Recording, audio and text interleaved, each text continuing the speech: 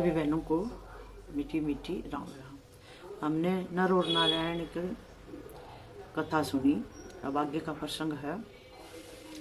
नर और नारायण का जब वो इंद्र ने उनकी तपस्या भंग करने की कोशिश करी तो नर नारायण ने फिर उन्हीं को स्वर्ग में एक उर्वशी नाम की देके अप्सरा और भेज दिया। उसके बाद फिर आगे की कथा आज इस प्रसंग को सुनते हैं। सभी बहनों को राम राम। व्यास जी कहते हैं, अप्सराओं के उपयुक्त वचन सुनकर धर्मनंदन प्रतापी नारायण मन ही मन सोचने लगे। जो इंद्रलोक से अप्सराएं आई थी वो नारायण से कह रही है कि आप हमसे शादी कर लो और अपनी सेवा करने का हमें मौका दो। तो उसके बाद ये प्रसंग आया। व्यास जी कहते हैं, अप्सराओं के उपयुक्त वचन सुनकर धर्मनंदन प्रतापी नारायण मन ही मन सोचने लगे अब मुझे क्या करना चाहिए। अहंकार से ही यह प्रसंग सामने उपस्थित हुआ है। इसमें अधिक क्या विचार किया जा सकता है। धर्म की धजी उड़ाने में प्रधान कारण अभिमान ही है, जिसकी सृष्टि में पूर्व काल में कर चुका हूँ। अतएव महात्माओं ने कहा है, यह संसार एक वृक्ष है, उसकी जड़ अहंकार है। जिस समय अप्सराओं का समाज आया उसी समय उन्हें देखे बिना ही कुछ बातचीत किए ही मुझे शांत होकर बैठा ही रहना चाहिए था। अब पछता रहे हैं कि ये क्या जाल फैल गया। अगर अप्सराओं से नहीं बोलता तो क्या ना वो शादी करने को कहती।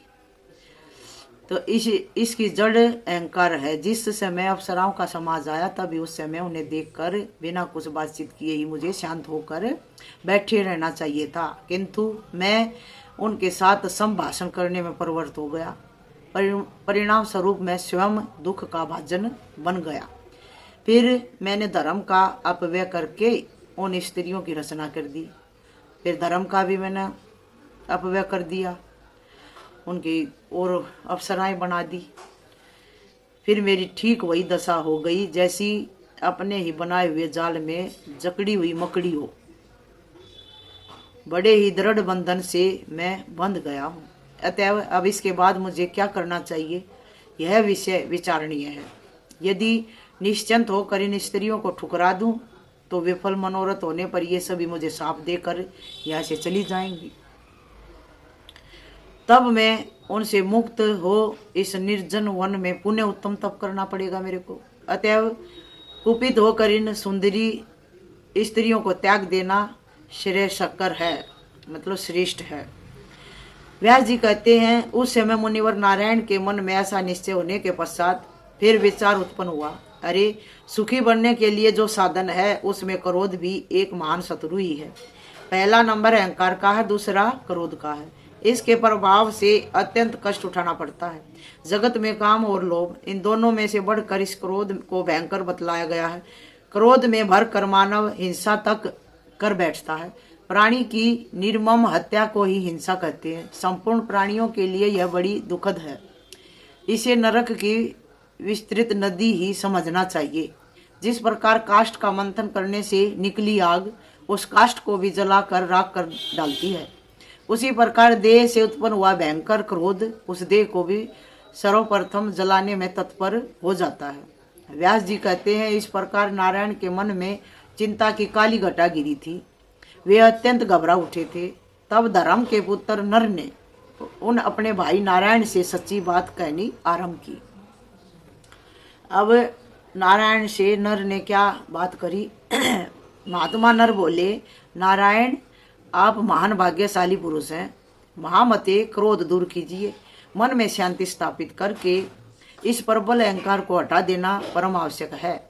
आपको स्मरण होगा, पूर्व समय में अहंकार के दोष से ही हम दोनों व्यक्ति अपनी तपस्या खो बैठे थे। पहले भी अहंकार से तपस्या को खो बैठे थे। अब नर समझा रहा है नारायण को। उस समय अहंकार और क्रोध दोनों भाव जागृत हो गए थे। उन्हीं के प्रभाववश दैत्यराज प्रहलाद से हमारा महान अद्भुत युद्ध छिड़ गया था। देवताओं के वर्ष से 1000 वर्ष तक हम लड़ते ही रहे थे। श्रोतम, उस अवसर पर हमें असीम कलेश भोगना पड़ा था। अतएव मुनीश्वर आप क्रोध का परित्याग करके शांत होने की कृपा कीजिए, क्योंकि मन में शांत भाव बनाए रखना तप का मूल कारण है। ऐसा मुनिगण कहते हैं। व्यास जी कहते हैं, महात्मा नर का यह वचन सुनकर धर्मनंदन नारायण शांत हो गए। जन्मेजय ने पूछा, मुनिवर, ये जन्मेजय को व्यास जी कथा सुना रहे हैं। जन्मेजय ने पूछा, मुनिवर, मेरे मन में एक महान संदेह उत्पन्न हो गया। प्रहलाद जी महात्मा पुरुष थे, भगवान विष्णु में उनकी अटल श्रद्धा थी, वे शांत रहते थे। फिर प्राचीन काल में ऋषिवर नर और नारायण से उनका युद्ध क्यों छिड़ गया? धर्म के वे दोनों पुत्र नर और नारायण तपस्वी पुरुष थे, उनके मन में क्षोभ कभी उत्पन्न ही नहीं हो पाता था। फिर प्रहलाद के साथ उनका संग्राम होने में क्या कारण हुआ? प्रहलाद तो चरम कोटि के धर्मात्मा, ज्ञानी और भगवान विष्णु के अनुपम उपासक थे। नर और नारायण में भी उपर्युक्त सभी गुण विद्यमान थे, तब करना ही उनका काम है। उनके मुख से कभी असत्यवाणी नहीं निकलती। फिर यदि प्रहलाद और नर नारायण के सदर्श सचरित्र पुरुषों में कलह मच गया तो उनकी तपस्या और धर्म पालन का केवल परिश्रम ही उनके हाथ लगा। उस सतयुग के समय में भी उनका जब तप कहाँ चला गया था?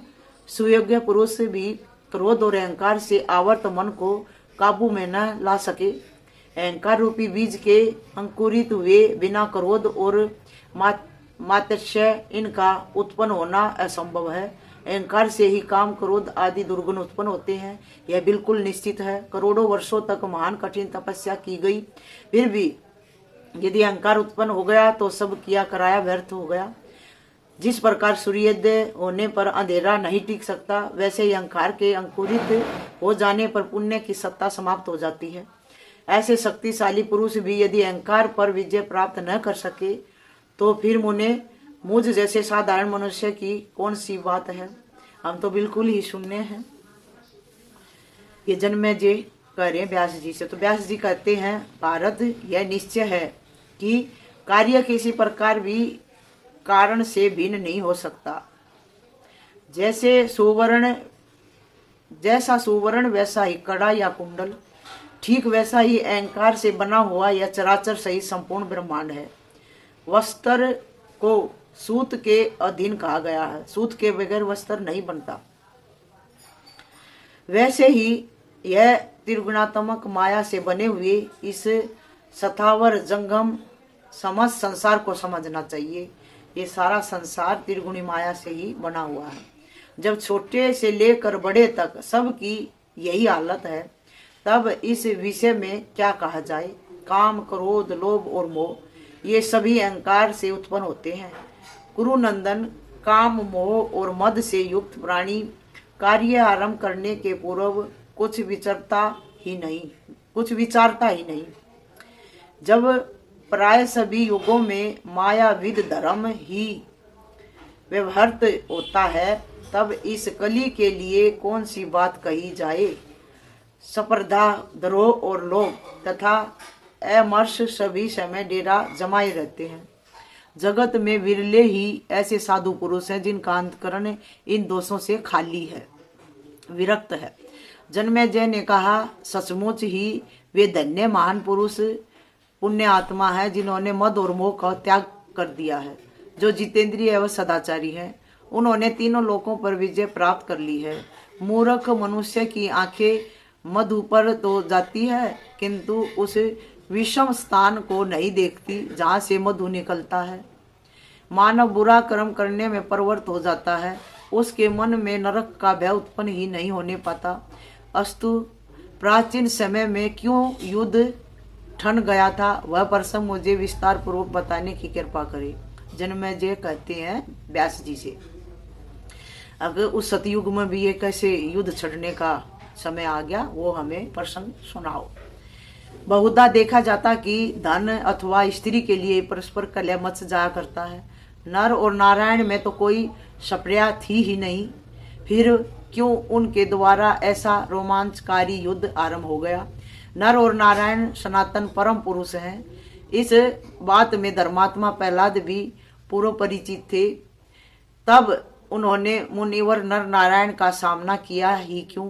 ब्रह्मन, इस कारण को मैं विस्तार पूर्वक सुनना चाहता हूँ। अब नर नारायण ही भगवान के 24 अवतारों में से एक अवतार है। व्यास जी बोले, राजन, जब भयंकर हिरण्याकशिपु की मृत्यु हो गई तब उसके पुत्र प्रहलाद को राजगद्दी पर बैठाया। दानव राज प्रहलाद देवताओं और ब्राह्मणों के सच्चे उपासक थे। उनके शासनकाल में भूमंडल के सभी नरेशों द्वारा युगों में श्रद्धापूर्वक देवताओं की उपासना होती थी। तपस्या करना, धर्म का प्रचार करना और तीर्थों में जाना, यही उस समय के ब्राह्मणों का कार्य था। वैसे अपनी व्यापार वृत्ति में संलग्न थे। शूद्रों द्वारा सबकी सेवा होती थी। उस अवसर पर भगवान नृसिंह ने दैत्यराज प्रहलाद को पाताल में रहने का आदेश दे रखा था। वही उनकी राजधानी थी। बड़ी तत्परता के साथ वे प्रजा का पालन कर रहे थे। एक समय की बात है, महान तपस्वी भृगुनंदन च्यवन जी स्नान करने के विचार से नर्मदा के तट पर, जो व्याहृतीश्वर तीर्थ के नाम से प्रसिद्ध है, वहां पर गए। इतने में रेवा नामक महान नदी पर उनकी दृष्टि पड़ गई। वे उसके तट पर नीचे उतरने लगे। तब तक एक भयंकर विषधर सर्प ने उन्हें पकड़ लिया। मुनिवर च्यवन उसके प्रयास से पाताल में पहुंच गई। सर्प से पकड़े जाने पर उनके मन में आतंक छा गया। अतएव उन्होंने मन ही मन देवादिदेव भगवान विष्णु का स्मरण आरंभ कर दिया। उन्होंने जो ही कमल लोचन भगवान श्री हरि का चिंतन किया कि उस महान विषधर सर्प का सारा विष समाप्त हो गया। तब अत्यंत घबराए हुए एवं सांख्याशील उस सर्प ने च्यवन मुनि को छोड़ दिया और सोचा, ये मुनि महान तपस्वी हैं, अतः कहीं कुपित होकर मुझे शाप न दे दे। नाग कन्याएं मुनिवर की पूजा करने में संलग्न हो गई। तदंतर च्यवन जी ने नागों और दानवों की विशाल पुरी में प्रवेश किया। एक बार की बात है, भृगुनंदन च्यवन उस श्रेष्ठ पुरी में घूम रहे थे। धर्म वत्सल दैत्यराज प्रहलाद की उन पर दृष्टि पड़ गई।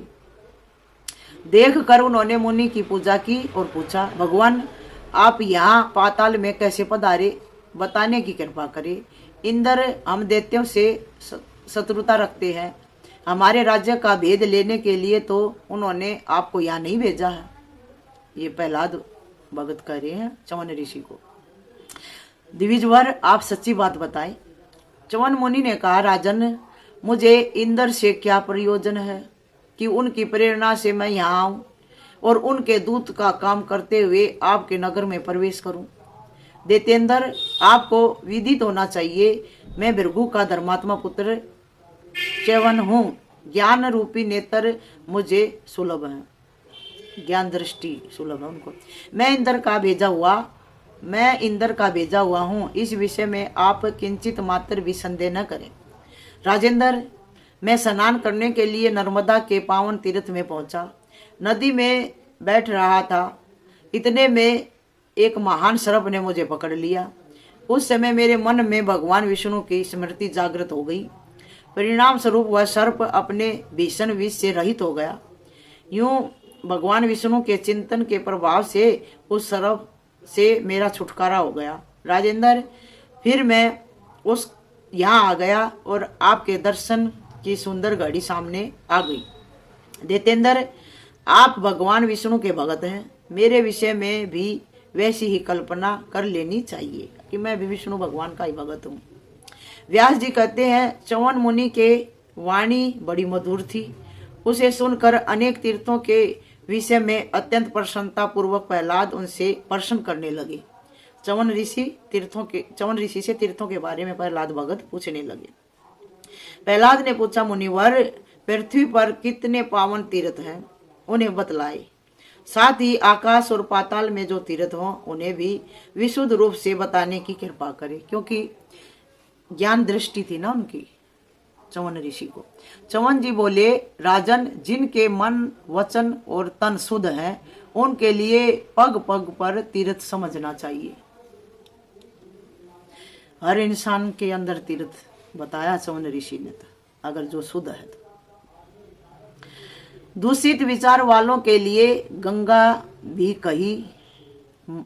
कहीं मगध से अधिक अपवित्र हो जाती है।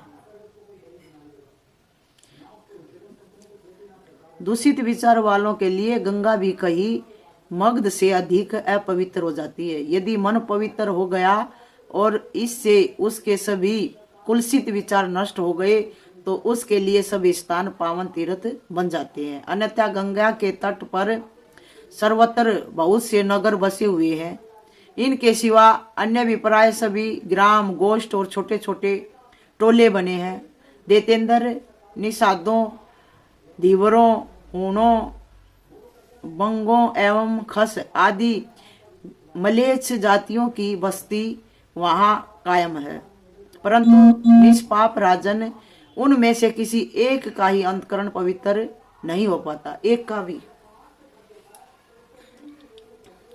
गंगा के तट पर बसे हुए हैं, फिर उनका अंतकरण एक का भी ना शुद्ध है। यही कार्य है चवन जी। परंतु निष्पाप राजन उनमें से किसी एक का भी अंतकरण पवित्र नहीं हो पाता। फिर जिसके चित्त में विविध विषय भरे हुए हैं उसके लिए तीर्थ का क्या फल हो सकता है। राजन, इस विषय में मन को ही प्रधान कारण मानना चाहिए, जिसके सिवा दूसरा कुछ नहीं है। अतः शुद्धि की इच्छा रखने वाले पुरुष को चाहिए कि मन को परम पवित्र बना ले। यदि उसमें दूसरों को ठगने की प्रवृत्ति है तो तीर्थवासी भी महान पापी माना जाता है। तीर्थ में किए हुए पाप अनंत कुफल रूप से सामने आते हैं, इसलिए तीर्थ में जाए तो पाप से बचना चाहिए। अतः कल्याणकामी पुरुष सबसे पूर्व मन को शुद्ध कर ले। मन में शुद्ध हो जाने पर द्रव्य शुद्धि स्वयं ही हो जाती है, इसमें कुछ भी विचार करने की आवश्यकता नहीं है। इसी प्रकार आचार शुद्धि भी आवश्यक है, फिर तो सभी पवित्र है। हमारा आचार भी शुद्ध हो जाए तो फिर तो पूरा ही सब मनुष्य शुद्ध हो जाता है। इसी प्रकार आचार शुद्धि भी आवश्यक है, फिर तो सभी पवित्र है। यह प्रसिद्ध बात है। अन्यथा तो कुछ किया जाता है उसे उसी समय नष्ट प्राय समझना चाहिए। विशुद्धता से करोगे तो वो तो नष्ट ही है, उसका कोई फल नहीं मिलेगा। तीर्थ में जाकर नीच का साथ कभी नहीं करना चाहिए। कर्म और बुद्धि से प्राणियों पर दया करनी चाहिए। राजेंद्र, यदि पूछते हो तो और भी उत्तम तीर्थ बताऊंगा। प्रथम श्रेणी में पुण्य में नैमिषारण्य है। चक्कर तीर्थ, पुष्कर तीर्थ तथा अन्य भी अनेकों तीर्थ धरातल पर हैं, जिनकी संख्या का निर्देश करना असंभव है। निरप उत्तम बहुत से ऐसे पवित्र स्थान हैं। व्यास जी कहते हैं, चौवन मुनि का यह वचन सुनकर राजा प्रहलाद नैमिषारण्य जाने के तैयार हो गई। उन्होंने हर्ष के उल्लास से भरकर दैत्यों को आज्ञा दी।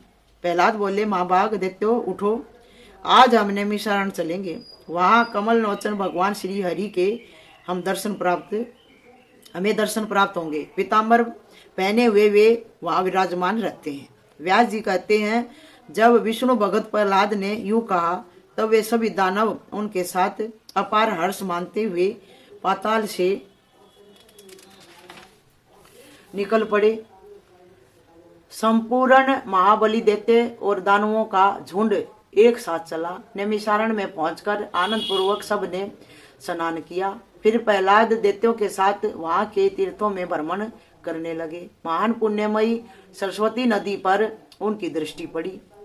उस नदी का जल बड़ा ही स्वच्छ था। राजेंद्र, उस पवित्र स्नान में पहुंचने पर महात्मा प्रहलाद के मन में बड़ी प्रसन्नता उत्पन्न हुई। अतः उन्होंने सरस्वती के विमल जल में स्नान किया और दान आदि क्रियाएं सविधि संपन्न की। वह परम पावन तीर्थ प्रहलाद की अपार प्रसन्नता का साधन बन गया था। व्यास जी कहते हैं, प्रहलाद नैमिषारण्य में तीर्थ के समुचित कार्य कर्म को पूर्ण कर रहे थे। उन्हें सामने एक वट का वृक्ष दिखाई पड़ा। उस वृक्ष की छाया बहुत दूर तक फैली हुई थी। दानेश्वर ने वहां बहुत से बाण देखे। वे बाण भिन्न भिन्न प्रकार से बने हुए थे। उनमें गीध की पांखें लगी हुई थी, उन्हें शान पर चढ़ाकर तेज कर दिया गया था। वे अत्यंत चमक रहे थे। उन बाणों को देखकर प्रहलाद के मन में विचार उत्पन्न हुआ, जिसके ये बाण हैं वह व्यक्ति ऋषियों के आश्रम पर इस परम पावन पुण्य तीर्थ में रहकर क्या करेगा। प्रहलाद के मन में इस प्रकार की कल्पना अब शांत नहीं हुई थी। इतने में ही धर्मनंदन नर और नारायण सामने दृष्टिगोचर हुए। उन मुनियों ने काले मृग का चर्म धारण कर रखा था। सिर पर बड़ी विशाल जटाएं सुशोभित हो रही थी। नर और नारायण के सामने 2 चमकीले धनुष पड़े थे। उत्तम चिन्ह वाले वे धनुष सारंग और आजगव नाम से प्रसिद्ध थे। सारंग और आजगव नाम से प्रसिद्ध थे। वैसे ही 2 तरकस थे, जिनमें बहुत से बाण भरे थे। उधर महान भाग्यशाली धर्मनंदन नर और नारायण का मन ध्यान में मगन था। उन ऋषियों को देखकर प्रहलाद की आंखें क्रोध से लाल हो उठी। वे ऋषियों को रक्षा बनाकर कहने लगे, तुम लोग ये क्या ढकोसला कर रहे हो? इसी से तो धर्म धूल में मिल रहा है। ऐसी व्यवस्था तो कभी इस संसार में देखने अथवा सुनने में नहीं आई। कहाँ तो उत्कृष्ट तप करना और कहाँ धनुष हाथ में उठाना। इन दोनों कार्यों का सामंजस्य तो पूर्व युग में भी नहीं था। ब्राह्मणों के लिए जहाँ तपस्या करने का विधान है, वहाँ उन्हें धनुष रखने की क्या आवश्यकता। कहाँ तो मस्तक पर जटा धारण करना और कहाँ तरकस रखना, ये दोनों कार्य व्यर्थ आडंबर सिद्ध कर रहे हैं। ये प्रहलाद भगत नर और नारायण मुनि से कह रहे हैं। तुम दोनों दिव्य पुरुष हो, तुम्हें धर्म आचरण ही शोभा देता है। व्यास जी कहते हैं, भारत प्रहलाद के उपर्युक्त वचन सुनकर नारायण ने उत्तर दिया, देतेंद्र, हमारे तथा हमारी तपस्या के विषय में तुम क्यों व्यर्थ चिंतित हो रहे हो? हम समर्थ हैं, इस बात को जगत जानता है। युद्ध और तपस्या दोनों में ही हमारी गति है। तुम इसमें क्या करोगे? इच्छा अनुसार अपने रास्ते चले जाओ। क्यों इस बकवाद में पड़ते हो? ब्रह्म तेज बड़ी कठिनता से प्राप्त होता है। सुख की अभिलाषा रखने वाले प्राणियों का कर्तव्य है कि ब्राह्मणों की व्यर्थ चर्चा न छेड़े। अच्छा, नर और नारायण प्रहलाद से करे। प्रहलाद ने कहा, तपस्वियों, तुम्हें व्यर्थ इतना अभिमान हो गया है। मैं दैत्यों का राजा हूँ, मूल पर ही धर्म टिका है। मेरे शासन करते हुए इस पवित्र तीर्थ में इस प्रकार का अधर्म पूर्ण आचरण करना सर्वथा अनुचित है। तपोधन, तुम्हारे पास ऐसी कौन सी शक्ति है? यदि हो तो उसे अब सम्रागण में मुझे दिखाओ, मेरे साथ युद्ध करो। व्यास जी कहते हैं, प्रहलाद की बात सुनकर मुनिवर नर ने कहा, अच्छी बात है, तुम्हारी ऐसी ही इच्छा है तो आज युद्ध में मेरे सामने डट जाओ। व्यास जी कहते हैं, दैत्यराज, प्रहलाद महाभाग नर के वचन सुनकर क्रोध में तमतमा उठे। प्रहलाद अप्रतिम बलशाली वीर थे। उन्होंने प्रतिज्ञा की, यद्यपि नर और नारायण सदा तपस्या में लगे रहते हैं, उन्होंने इंद्रियों पर विजय प्राप्त कर ली है, तथापि मैं उन दोनों ऋषियों को जिस किसी भी उपाय से अवश्य पराजित कर दूंगा। प्रहलाद ने ठान ली, नर और नारायण को मैं पराजित कर दूंगा। व्यास जी कहते, इस प्रकार कहकर प्रहलाद ने हाथ में धनुष उठा लिया, उस पर डोरी चढ़ाकर तुरंत खींचा, जिससे बड़े जोर की टंकार फैल गई। नर ने भी धनुष उठाया और चीखने किए हुए बहुत से तीखे तीर उस पर चढ़ाए। राजन क्रोध में भरकर उन्होंने वे सभी बाण प्रहलाद पर चला दिए। प्रहलाद ने अपने चमकीले पंख वाले बाणों से नर के बाणों को आते ही काट डाला। अपने छोड़े हुए बाणों को खंड खंड हुए देखकर नर ने उसी क्षण अन्य अनेक तीरों को चलाना आरंभ कर दिया। मुनिवर नर के वे सभी सहायक प्रहलाद के तीव्रगामी बाणों द्वारा छिन्न भिन्न हो गए। साथ ही प्रहलाद ने नर की छाती में चोट पहुंचाई। नर ने भी कुपित होकर शीघ्रगामी 5 बाणों से दैत्यराज की भुजा पर आघात किया।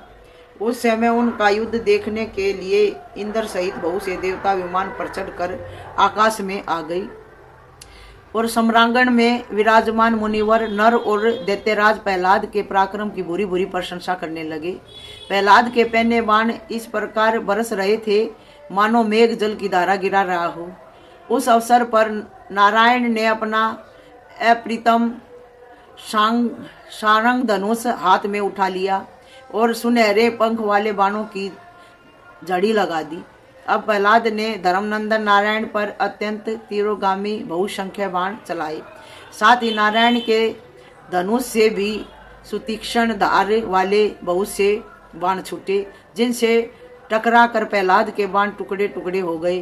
उस समय सनातन भगवान श्री हरि धर्म के यहाँ पुत्र रूप में अवतरित थे। वे वीर बनकर सम्रांगण में खड़े थे और दैत्यराज प्रहलाद के प्रयास से तीखे तीरों की वर्षा उन पर हो रही थी। नर और नारायण भगवान हरि के ही तो अवतार थे और उधर प्रहलाद भगत हरि का ही भगत, तो भगवान और भगत में ही युद्ध छिड़ गया। तो उनसे प्रहलाद को जो सामने ही डटे थे गहरी चोट पहुंची। दोनों पक्षों की बाण वर्षा से आकाश आच्छन्न हो गया था। वे वीर बनकर सम्रांगण में खड़े थे और दैत्यराज प्रहलाद के प्रयास से तीखे तीरों की वर्षा उन पर ही हो रही थी। उन नारायण ने तीक्ष्ण धार वाले अपने बाण चलाए और उनसे प्रहलाद को जो सामने ही डटे थे गहरी चोट पहुंचाई। दोनों पक्षों के बाण वर्षा से आकाश आच्छन्न हो गया था। व्यास जी कहते हैं, इस प्रकार दैत्यराज प्रहलाद और तपस्वी नर नारायण में घोर युद्ध होता रहा। नारायण ने अपने एक तीव्रगामी बाण से प्रहलाद के धनुष को काट डाला। तब दैत्यराज ने दूसरा धनुष उठाया। फिर नारायण ने उसी क्षण अन्य बाण को हाथ में लिया और उससे अपने हाथ की सफाई दिखाते हुए उस धनुष के भी 2 टुकड़े कर दिए। यूं नारायण प्रहलाद के धनुष को बार बार काटते रहे। तब दानेश्वर ने परिध उठाया और शीघ्रता पूर्वक उस परिध को नारायण की भुजा पर चला दिया। प्रतापी नारायण ने अभी वह भयंकर परिध आ ही रहा था कि अपने 9 बाणों से उसे काट दिया और 10वें बाण से प्रहलाद पर चोट की। अब दानवराज ने लोहमयी सुदृढ़ गदा उठा ली और उस गदा से तुरंत नारायण की जांघ पर आघात किया। तुरंत नारायण पर्वत की भांति अविचल भाव से खड़े रहे। उनकी मानसिक शांति भंग नहीं हो सकी। वे परम पराक्रमी पुरुष थे। उन्होंने तुरंत बाणों की बौछावर आरंभ कर दी। अतः प्रहलाद की उस सुदृढ़ गदा के भी खंड खंड हो गई। अब शत्रुओं को संतप्त करने वाले प्रहलाद ने हाथ में शक्ति उठा ली और उसी नारायण के वक्ष तल पर चला दी। सामने शक्ति आ रही है यह देखकर नारायण ने कौतूहल से ही एक बाण फेंका, जिससे वह शक्ति 7 भागों में विभक्त हो गई। फिर प्रहलाद पर भी 7 बाण मारे। देवताओं के 1000 वर्ष तक प्रहलाद और नर नारायण का भीषण संग्राम समाप्त नहीं हो सका। अब नर और नारायण, नर में तो अर्जुन थे और नारायण में भगवान नारायण ही थे। कैसे वो राजन तदंतर भगवान विष्णु उस आश्रम पर पधारे। उनका श्री विग्रह 4 भुजाओं से सुशोभित था। वे पीताम्बर पहने हुए थे। उन शंख चक्कर गदा और पद्म धारण किए हुए 4 भुजाओं से सुशोभित रमारमण भगवान श्री विष्णु ने प्रहलाद के आश्रम पर पदार्पण किया। वहां उन्हें पधारे हुए देखकर दैत्यराज ने चरणों में मस्तक झुकाया और अपार भक्ति दिखाते हुए हाथ जोड़कर वे कहने लगे। प्रहलाद ने कहा, माधव, आप देवताओं के भी आराध्य हैं।